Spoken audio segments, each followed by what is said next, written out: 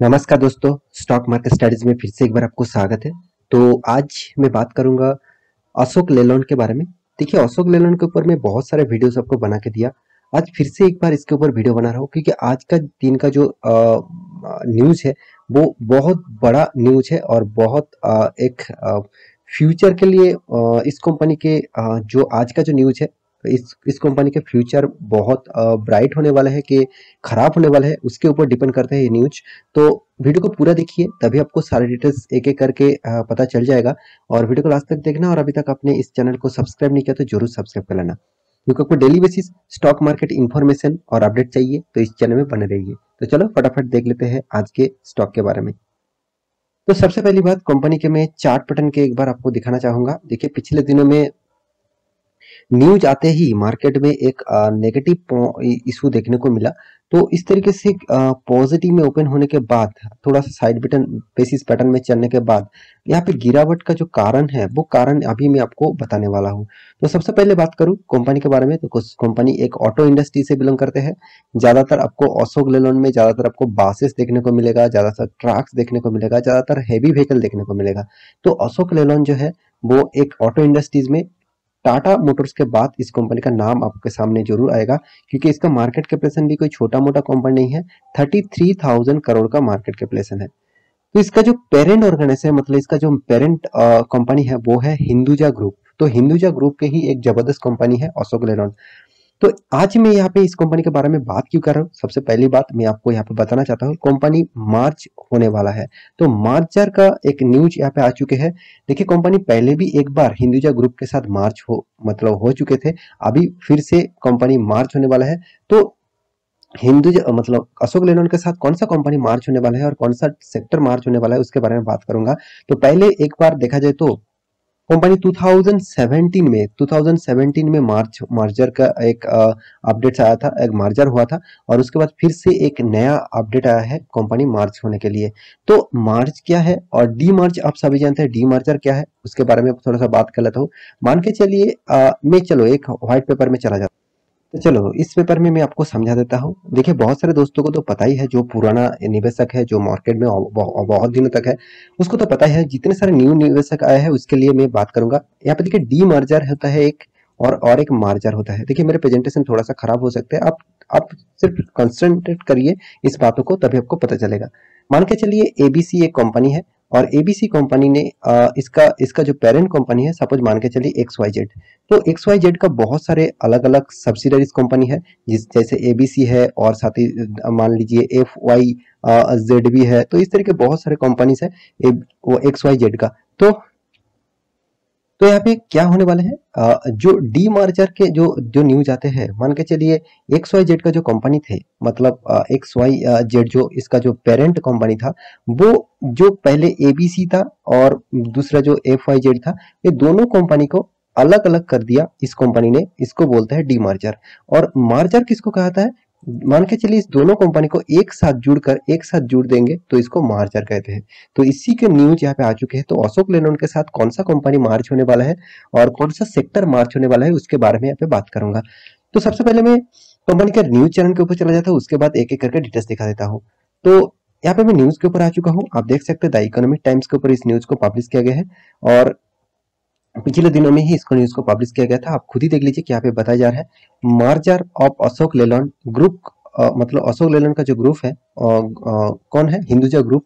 उन्होंने कंपनीज ने क्या डिसाइड किया, कंपनीज में क्रिएट वैल्यूज, मतलब कंपनी का वैल्यू क्रिएट करने के लिए एक मार्जर का फिर से एक डीलिंग्स होने वाला है। तो वो डीलिंग्स के बारे में चलो एक डिटेल्स में दिखा देता हूँ। यहाँ पे ईटी न्यूज के मतलब ईटी इंटेलिजेंस ग्रुप के माध्यम से यहाँ पे न्यूज पब्लिश किया गया है। The merger of Ashok Leyland subsidiaries of किसका, हिंदुजा लेलैंड फाइनेंस विथ एंड नेक्स्ट डिजिटल। मतलब इसका जो सब्सिडरीज कंपनी कौन है, हिंदुजा लेलैंड फाइनेंस कंपनी। तो अशोक लेलैंड का जो सब्सिडरीज कंपनी है, मान के चलिए अशोक लेलैंड पेरेंट कंपनी है उसका, और उसका जो सब्सिडरीज कंपनी है उसके अंदर जो काम करते हैं वो है हिंदुजा लेलैंड फाइनेंस।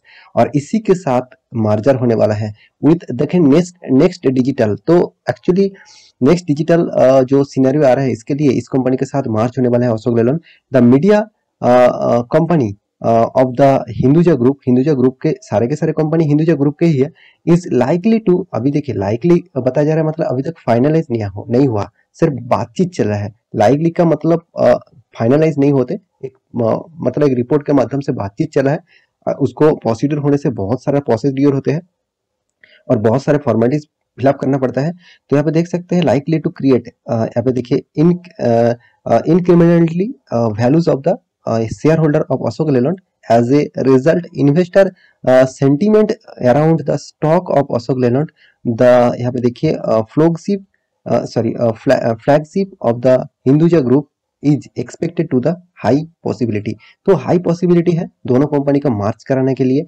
तो ऑब्वियसली किसके साथ कौन मार्च होगा, आप देख सकते हो ऑन वेडनेसडे के दिन बताया जा रहा है कि Ashok Leyland announce that HLF, मतलब हिंदुस्तान जो आप अभी आपने देखा है इस कंपनी का जो नाम मैंने लिया, हिंदुस्तान लेलैंड, सॉरी हिंदुजा लेलैंड फाइनेंस, उसी के बारे में बात किया जा रहा है।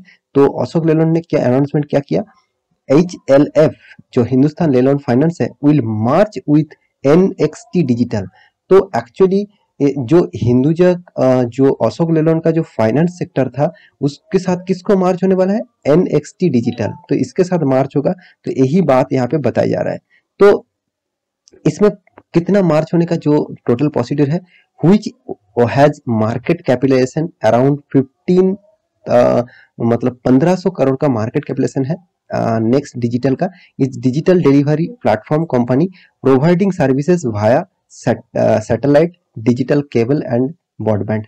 तो एक्चुअली जो डिजिटल एक NXT डिजिटल है उसके साथ का यहाँ पे मार्च होने वाला है अशोक लेलैंड का जो फाइनेंस कंपनी है HLF है। तो ये दोनों कंपनी मार्च होने वाला है, तो इसी के लिए एक बड़ा अपडेट आया है। तो देखिए इस अपडेट को मार्केट को उतना पॉजिटिविटी नहीं लगा, तो इसलिए मार्केट थोड़ा सा नेगेटिव रिएक्ट किया। तो मुझे लगता है फ्यूचर में इस तरीके से मार्जर एक बार हो चुके थे, पास्ट में एक बार हो चुके थे। आप देख सकते हैं मार्जर ऑफ हिंदुजा, यहाँ पे देखिए जो फाउंडर्स है limited into x Ashoka Leyland limited. तो पहले एक 40:100 का रेशियो में एक बार मार्जर हो चुके थे, तो वो 2017 जून मंथ में हो गया था। फिर से एक बार मार्जर के बात आ चुके हैं। तो मुझे लगता है आप इस कंपनी के ऊपर थोड़ा सा दबाव हो सकता है, क्योंकि देखिए अगर मान के चलिए एक बड़ा कंपनी के साथ एक छोटा कंपनी मर्ज हो रहा है तो प्रेशर हमेशा बड़ा कंपनी के ही होते हैं। अगर कोई सॉरी मान के चलिए एक बड़ा कंपनी के ऊपर कोई छोटा कंपनी मार्च हो रहा है तो बड़ा कंपनी के ऊपर हमेशा प्रेशर होगा।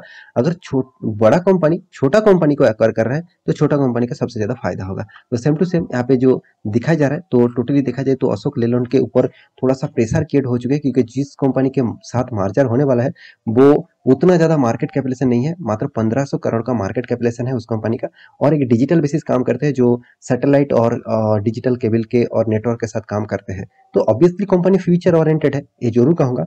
तो इस कंपनी के साथ जुड़कर शायद कंपनी कुछ नया प्लानिंग यहाँ पे किया हुआ है, तो कौन सा प्लानिंग है वो तो बाद में आपको पता चलेगा।